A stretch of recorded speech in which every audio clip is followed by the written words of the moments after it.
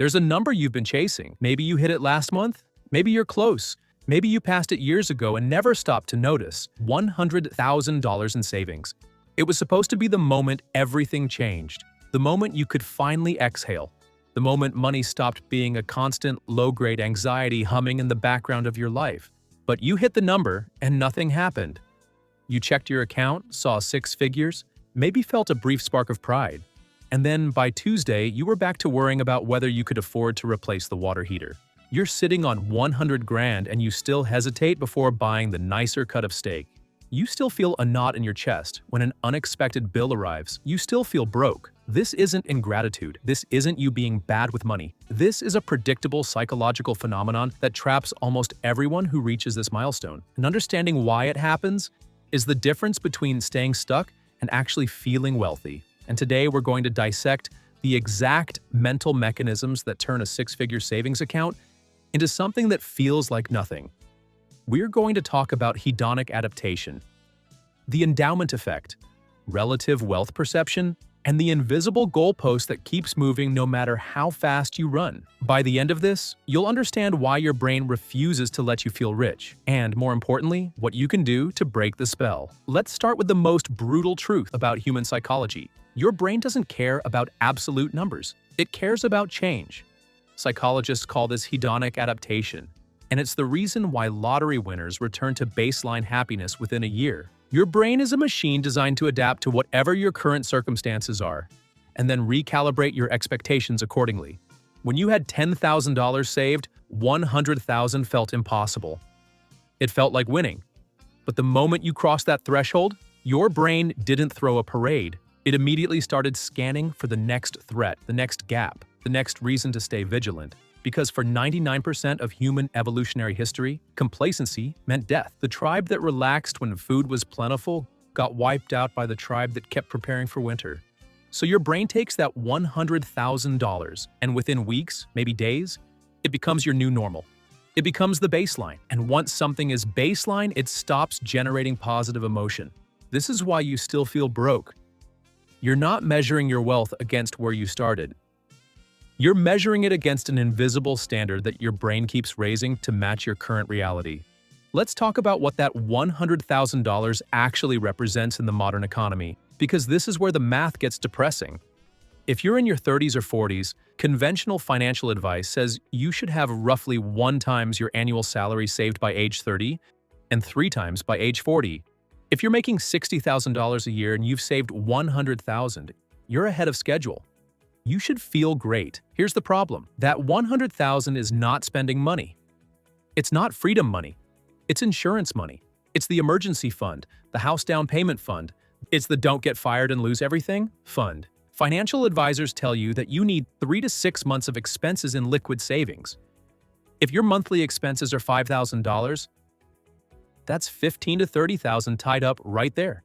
You need another $20,000 to $40,000 for a down payment. If you ever want to own a home in a market where median home prices are $400,000 or more, you probably should have another $10,000 to $20,000 set aside for the car that will inevitably need replacement, or the medical bill that insurance won't fully cover. When you add it up, that $100,000 is already spoken for.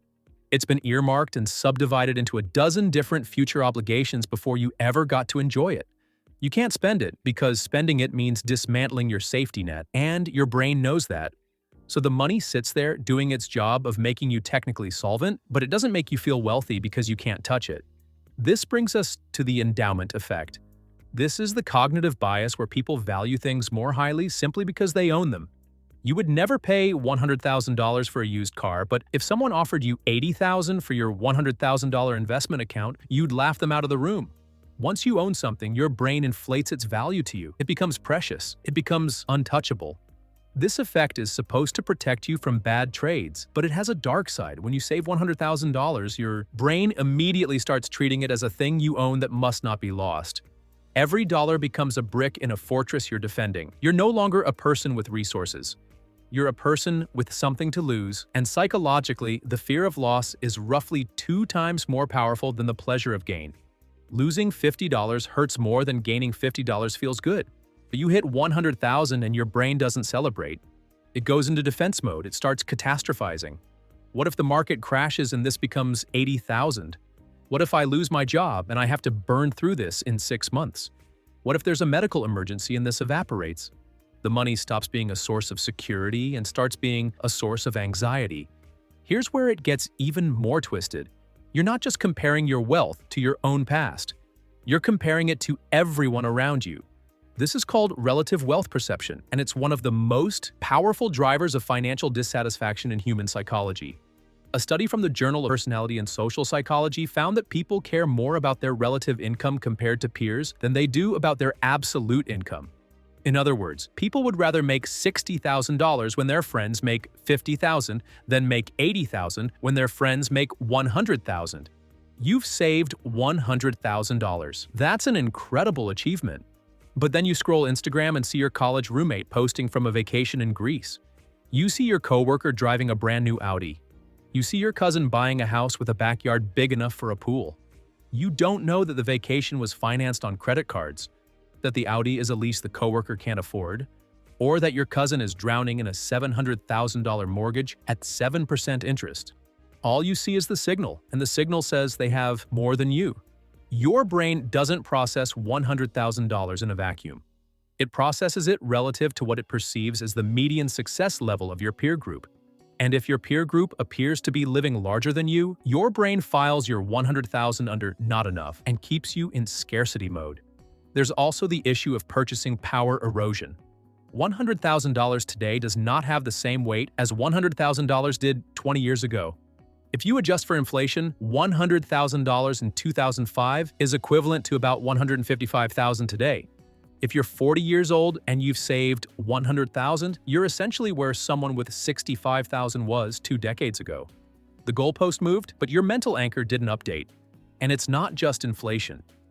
The costs of the big-ticket items that define middle-class stability have grown faster than wages and faster than general inflation.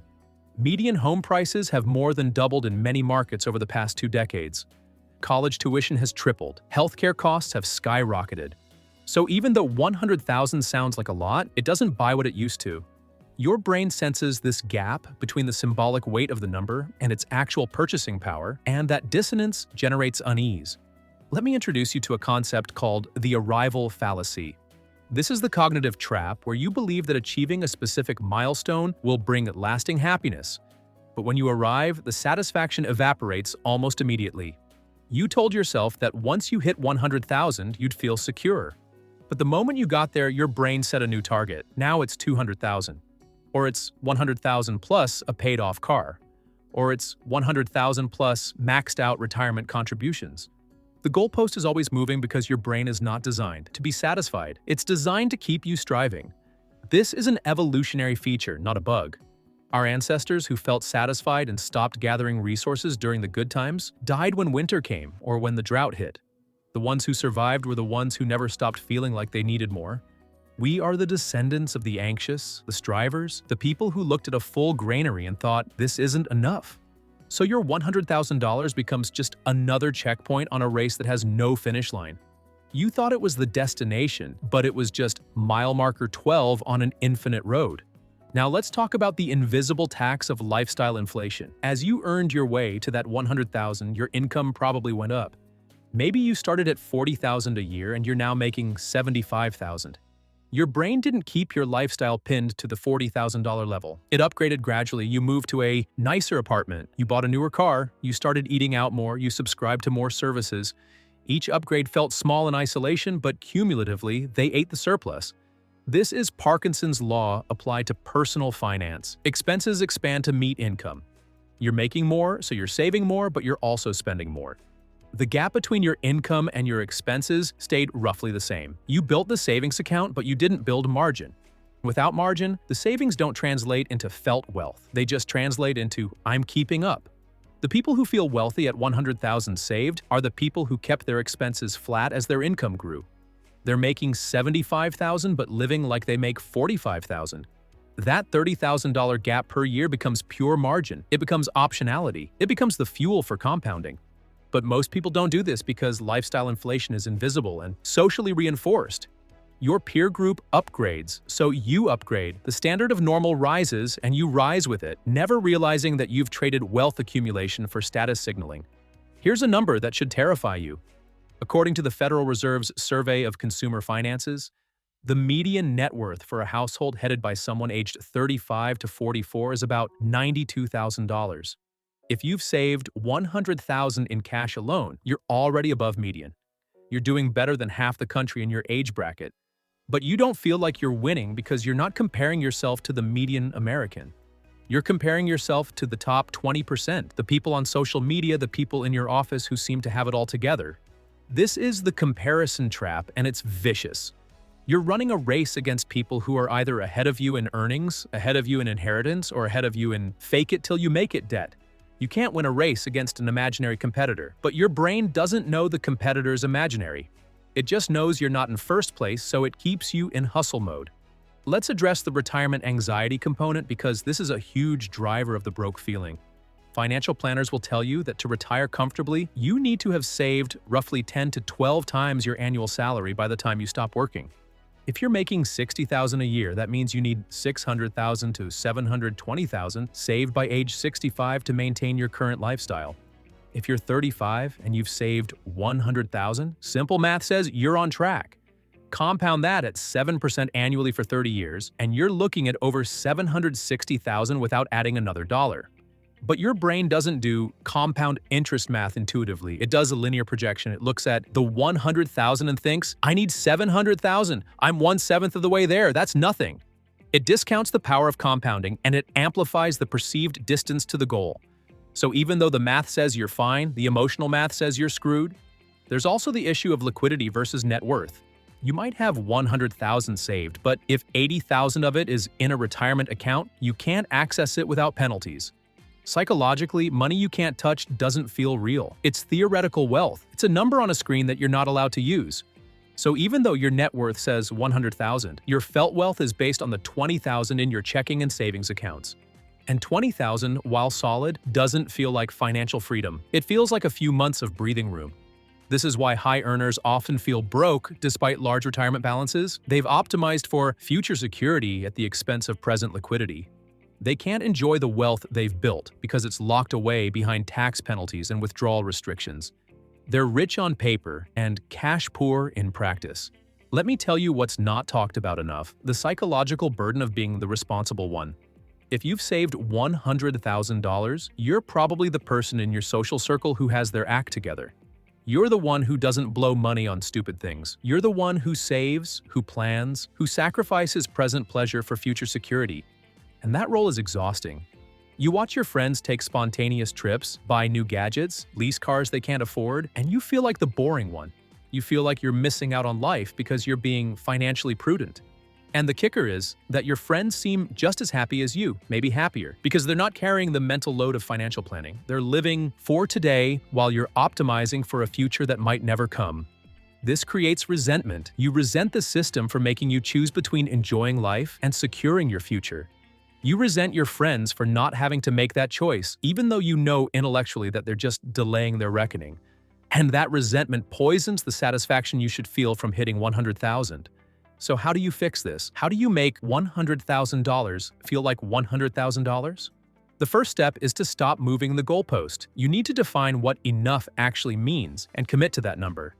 Not as a vague aspiration, but as a hard threshold. If you decide that $150,000 in liquid savings is your enough number, then when you hit $150,000, you stop. You declare victory. You shift from accumulation mode to maintenance mode. You give yourself permission to spend the surplus on life instead of piling it into the fortress. This is terrifying for most people because it requires trusting that the plan will work. It requires letting go of the anxiety that's been your fuel. But without a finish line, you will run forever and feel broke forever, no matter how much you save. The second step is to practice gratitude resets. Once a month, look at your account balance and force yourself to remember what it felt like when you had $1,000 saved. Remember the panic of living paycheck to paycheck. Your brain has adapted to 100,000 as the baseline. So you need to manually remind it that 100,000 is not normal. It's exceptional. The median American has less than 5,000 in savings. You're holding 20 times that. That's not nothing. The third step is to decouple your self-worth from your net worth. This is easier said than done, but it's critical. Your value as a human being is not determined by your bank balance. You are not a better person because you saved $100,000.